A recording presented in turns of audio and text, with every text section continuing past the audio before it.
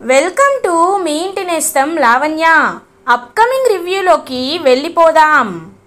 Mummy, నాకు కాళ్ళు వచ్చేసాయి మమ్మీ. నేను నడుస్తున్నాను. అమ్మయ్యా, నాకు సంతోషంగా ఉంది అని ఇంకా అలా ఏదో నిజంగా కాళ్ళు వచ్చినట్టు సంతోషంగా మాట్లాడుతూ ఉంటాడనమాట. ఇంకా దీపక్, అమ్మయ్యా, ఈ స్వామి ఎవరో కానీ మా అబ్బాయికి కాలు తెప్పించాడు, మాకదే సంతోషంగా ఉంది అని విజయాంబిక అంటుంది.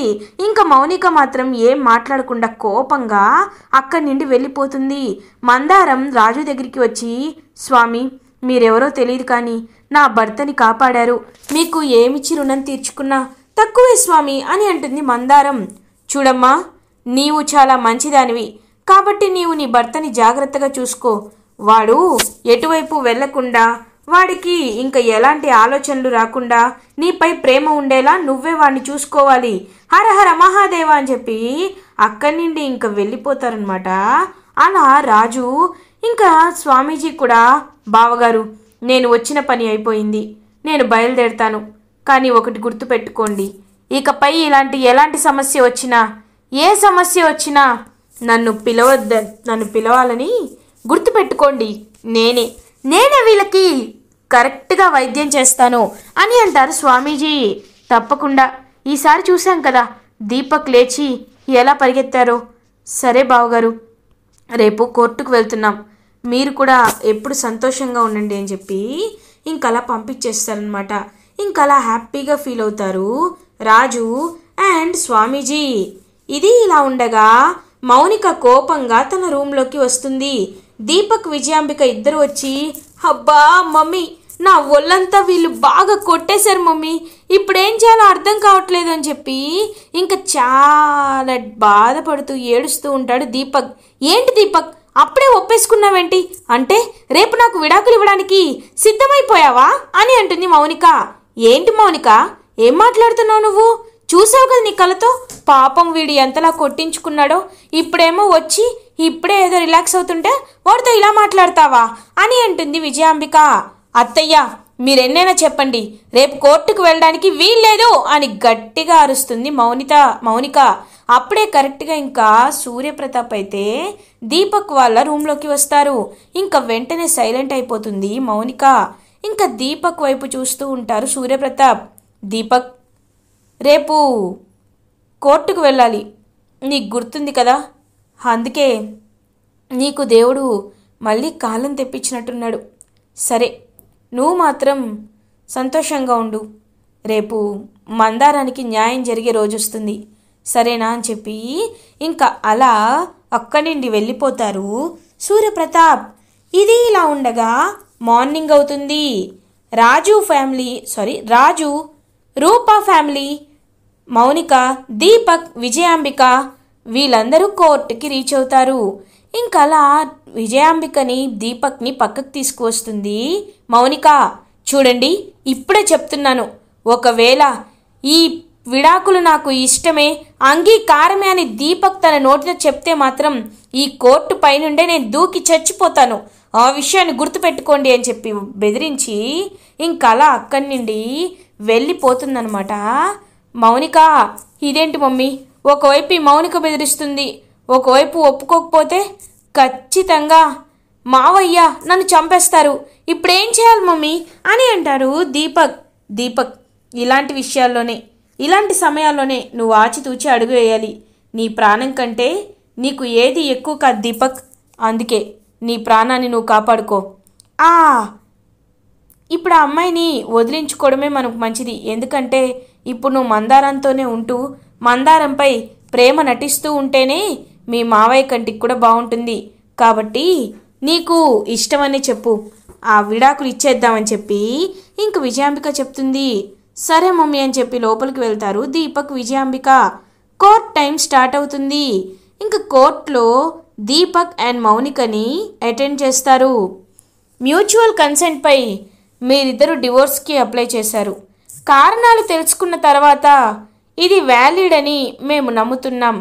మొదటి భార్య చనిపోయింది అని భ్రమపడి నీవు రెండో పెళ్లి చేసుకున్నావు, కానీ పెళ్లి చేసుకున్న మరుక్షణమే మొదటి భార్య కోమాలోకి వెళ్ళిందని ఇన్నాళ్ళు సీక్రెట్ ఇమ్మీడియట్గా వైద్యం తీసుకుంటుందని నీకు తెలిసింది. ఇప్పుడు మొదటి భార్యకి న్యాయం చేయాలని రెండవ భార్యకి నువ్వు విడాకులు ఇవ్వడానికి అప్లై చేశావు, అంతే కదా దీపక్ అని అడుగుతారు జడ్జ్. ఇంకా దీపక్ మౌనిక వైపు చూస్తూ ఉంటారు. మౌనిక సైగ చేస్తూ ఉంటుంది. అవును జడ్జ్ గారు అని చెప్తారు. ఇంకా దీపక్, అయితే ఈ అమ్మాయి మౌనికతో విడాకులు తీసుకోవడానికి నీకు అంగీకారమేనా అని అడుగుతారు. నాకు అంగీకారమే అని చెప్తాడు దీపక్. ఒక్కసారిగా మౌనిక షాక్ అయిపోతుంది. ఇంకా సూర్యప్రతాప్, చంద్ర, రూప వీళ్ళందరూ చాలా అంటే చాలా హ్యాపీగా ఫీల్ అవుతారు. నో, కానీ నాకు ఇష్టం లేదు అని గట్టిగా చెప్తుందనమాట మౌనిక. ఇంకా అలా చూస్తూ ఉండిపోతారు అందరూ షాక్లో. చూడమ్మా, చట్ట ప్రకారం నువ్వు అతనికి ఇప్పుడు భార్యవి కావు, అయినా అది చట్టరీత్యా నేరం. అతను తీసుకున్నది చాలా మంచి నిర్ణయం. నీకు ఎలాంటి న్యాయం కావాలో అడుగమ్మా, వాళ్ళతో నేను అవి వచ్చేలా చేస్తాను అని అంటారు జడ్జ్. అంటే డబ్బిచ్చి వదిలించుకుందాం అనుకుంటున్నారా జడ్జ్ గారు అని అడుగుతుంది మౌనిక. చూడమ్మా, ఇలాంటి విషయాల్లో ఎక్కువగా తల దూర్చకపోవడమే మంచిది. ఇప్పుడు చెప్తున్నాను, నువ్వు అతనికి చట్టరీత్యా భార్యవి కావు, కాబట్టి మెయింటెనెన్స్ అయినా అతనికి కరెక్ట్గా ఇవ్వాలని చెప్పి ఇంకలా చెప్తూ ఉంటారనమాట. ఇంక వెంటనే ఆలోచనలో పడుతుంది మౌనిక. అయినా నా దగ్గర ఎక్కడుంది అని చెప్పి ఆలోచిస్తూ ఉంటాడనమాట. ఇటువైపు మౌనిక గురించి దీపక్. ఇంకప్పుడే మౌనిక, అయితే నాకు మెయింటెనెన్స్ కింద నేను ఎంత అడిగినా ఇస్తారు కాబట్టి నాకు ఒక 10 కోట్లు ఇప్పించండి అని అంటుంది మౌనిక. ఒక్కసారిగా షాక్ అయిపోతారనమాట దీపక్, విజయాంబిక. ఇంకా సూర్యప్రతాప్, నేను దీనికి ఒప్పుకుంటున్నాను అని చెప్తారు. ఇంకా అలా హ్యాపీగా కోర్టు నుండి అయితే వెళ్ళిపోతూ ఉంటుందన్నమాట మౌనిక. ఇంకా దీపక్, విజయాంబిక ఇద్దరు వచ్చి, మౌనిక ఆగు, ఏంటి నువ్వు నిజంగా నాకు డివోర్స్ ఇవ్వాలని అని అంటాడు దీపక్. అవును, ఇచ్చేస్తాను, నా డబ్బు నాకు వచ్చింది కదా, ఇంకా నీతో నాకేంటి పని. చూడు దీపక్, నువ్వెలా నీ భార్యని వదిలించుకొని యుఎస్ పారిపోవాలని ఆశపడ్డావో, నేను ఒక కోటీశ్వరుని చేసుకోవాలని ఆశపడ్డాను. మీ ఇంటికి అందుకే వచ్చాను, నీకు దగ్గర అవ్వాలనుకున్నాను. కానీ నువ్వు నా నగల కోసం ఆశపడుతున్నావు అని తెలియదు కదా, అందుకే మీకు ఇచ్చిన నగలు కూడా గిల్ట్వి. నేను బాగా రిచ్ ఏమీ కాదు, మాది మిడిల్ క్లాస్.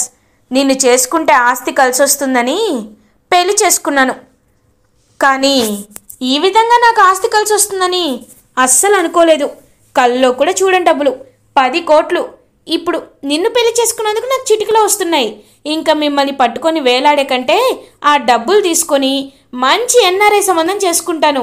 ఇంకొకసారి నా జోలికి రావద్దు అని చెప్పి ప్లేట్ అలా తిప్పేసి ఇంకక్కడి నుండి వెళ్ళిపోతుంది మౌనిక. ఒక్కసారిగా దీపక్, విజయాంబిక ఇద్దరు షాక్లో ఉండిపోతారు.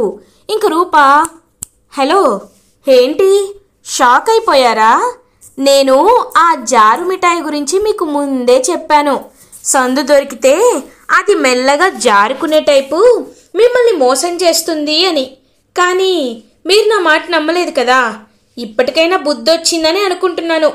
ఒక్క విషయం గుర్తుపెట్టుకోండి, ఎప్పుడైనా మనం మంచి చేస్తే మంచి జరుగుతుంది. మీరు చెడు చేస్తే ఎలా అయినా తిప్పి కొట్టి ఆ చెడు మీకే తగులుతుంది. ఆ విషయాన్ని బాగా గుర్తుపెట్టుకుంటే మీకు ఫ్యూచర్లో పనికొస్తుంది.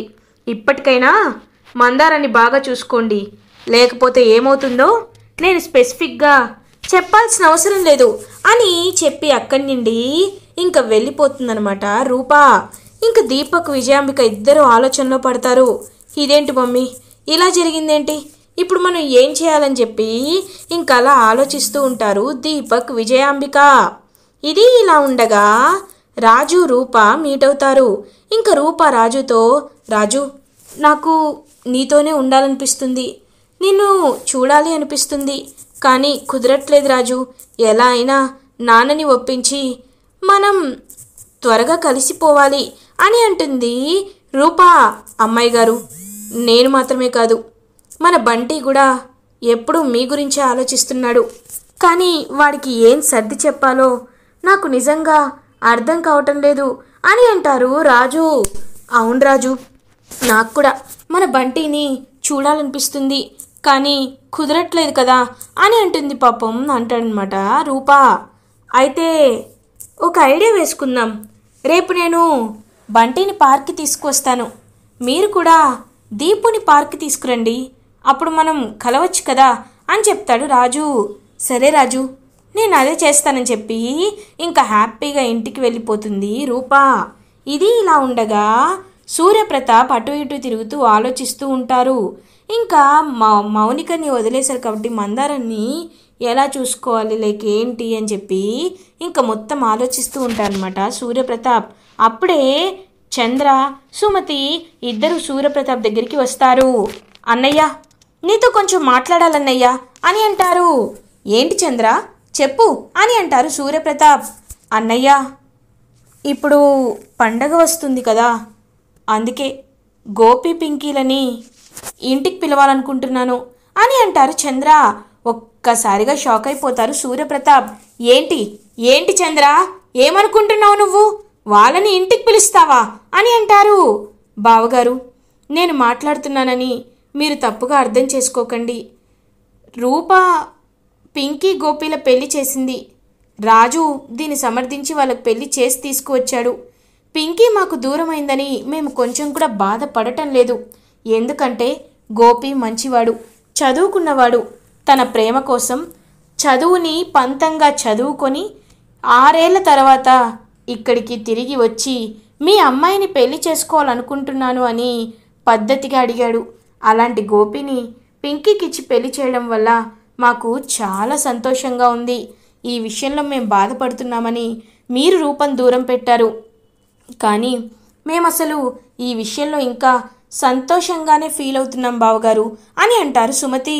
ఒక్కసారిగా షాక్ అయిపోతారు సుమతి మాటలు విని సూర్యప్రతాప్. అవునన్నయ్య, ఎప్పుడూ నేను నీ మాట మీరలేదు, నువ్వు ఏం చెప్తే నేను ఎప్పుడూ అదే చేస్తూ ఉంటాను, కానీ ఈసారి మాత్రం నీ మాటకి అందుకే జవ దాటలేకపోయానన్నయ్య. గోపి నా అల్లుడిగా రావడం, పింకీ ఆ ఇంటికి వెళ్ళడం నేను నిజంగా వ్యతిరేకించే పని కాదన్నయ్య అని చెప్పి రేపు ఎలా అయినా పండక్కి పింకీని గోపిని పిలుద్దామన్నయ్య అని ఇంకా పాపం చెప్తారనమాట సూర్యప్రతాప్తో చంద్ర అండ్ సుమతి. ఇంకా అలా బయటికి వస్తారు సూర్యప్రతాప్. రూపా రూపా అని గట్టిగా పిలుస్తారు. ఇంకా రూపా అలా కిందకి వస్తుంది. నాన్న అని అడుగుతుంది.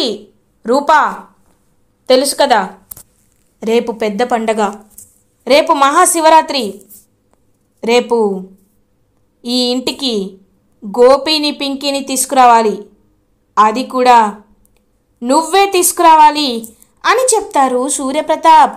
ఒక్కసారిగా చాలా హ్యాపీగా ఫీల్ అవుతుంది రూపా. నాన్న అని అంటుంది. అవును, ఈ బాధ్యత నీకే అప్పచెప్తున్నాను, రేపు వెళ్ళి తీసుకురా అని చెప్పి అక్కడి నుండి వెళ్ళిపోతారు సూర్యప్రతాప్. ఇంకా చాలా హ్యాపీగా ఫీల్ అవుతుంది రూపా. ఇది ఇలా ఉండగా మార్నింగ్ అవుతుంది. రాజు రూపకి ఫోన్ చేసి, అమ్మాయి గారు పార్క్కి నేను బయలుదేరుతున్నాను అని అంటారు. అక్కర్లేదు రాజు, నేనే ఇంటికి వస్తున్నాను అని చెప్పి ఇంకా కార్లో అలా రాజు ఇంటికి వెళ్తుంది రూపా. రాజు రూపని చూసి ఒక్కసారిగా షాక్ అయిపోతారు. అమ్మాయి గారు మీరిక్కడ అని అడుగుతారు. రాజు, మనం ఇలా కలవడానికి నాన్నే పర్మిషన్ ఇచ్చేశారు రాజు అని నవ్వుతూ చెప్తుంది. ఇంకలా తను రూపా, అవునా ఎలా అమ్మాయి గారు అని అడుగుతారు. పిన్ని బాబాయ్ వెళ్ళి మాట్లాడారు, ఇవాళ పండగ కదా, అందుకే కూతురు అల్లుడు కాబట్టి గోపిని పింకీని తీసుకురమ్మని నన్ను పంపించారు, గోపిని పింకీని నేను తీసుకువెళ్తానని చెప్పి అలా ఇంకా గోపిని పింకీని అండ్ రాజుని కూడా ఇంటికి తీసుకువెళ్తుందనమాట. అలా ఇంకా రూప ఇంకా గోపి పింకీ రాజు రూప ఒకేసారి ఇంటి లోపలికి అడుగు పెడతారు. అందరూ చాలా హ్యాపీగా ఫీల్ అవుతారు. ఇలా ఎపిసోడ్ ఎండ్ అవుతుంది. ఫర్దర్ ఎపిసోడ్ రివ్యూస్ ముందుగా మీకు కావాలి అనుకుంటే మా ఛానల్ని సబ్స్క్రైబ్ చేసుకోండి. Thanks for watching.